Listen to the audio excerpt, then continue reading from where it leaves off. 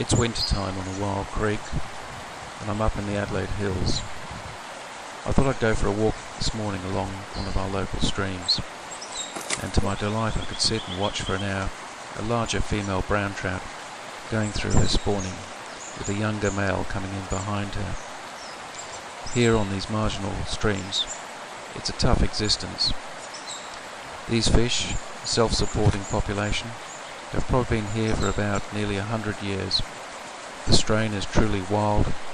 They originate from a Loch Leven strain from Scotland, and they really are a beautiful wild trout. Up close you'll see the red spots on them, and here you can see the larger female, who's probably a little bit above average. She's probably run from a bigger stream downstream, come up through the shallows, up through the runs, into the nice pool with a bit of gravel, and here she'll lay her eggs for future generations hopefully to hatch and spread out throughout the stream. As you can see, the stream is marginal. There's just a window of gravel there. Throughout it, it's now overgrown with bamboo and brambles, blackberries. Other problems include upstream catchment management practice, where a lot of larger farms have now been divided up and are having intensive farming with orchards and hobby farmers using them, taking a lot of water out for extraction. And sadly the stream changes. This is a stream that 25 years ago, if you fell in some of the pools, you would have gone over your head, and in fact I did, and I did.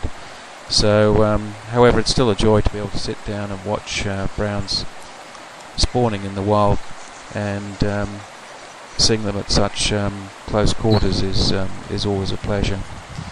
It pays for every fly fisher to walk the stream during winter. Too many of us probably just put our rods away and don't get out on the stream, but you learn a lot. You learn by watching. If you watch this little brown and see his eagerness to get in there, this is nature at its best. However, just when you think it's just the two fish, as I sat here watching, out of nowhere came another larger male who chased the smaller male away, and you can see the competitiveness as he goes through there, trying to fertilise her eggs that she's dropping into the stream. There hasn't been any rain for a few days, and no doubt that when the next lot of rain comes, more fish will push up from down below, and hopefully they'll go through exactly what this female's doing. At this time of year, that the fly fisherman is usually just the observer, and we don't allow any wading in the water along this particular stream. And for obvious reasons, now the eggs have settled into the gravel, we don't want anything to disturb them. But here comes the larger male, and you'll see he pushes out the smaller male, and there's a bit of activity and a bit of excitement. The female's keen to return to her spot, and she knows exactly where to go over, where the same spot where she's dug her red and where she'll let her eggs drop down.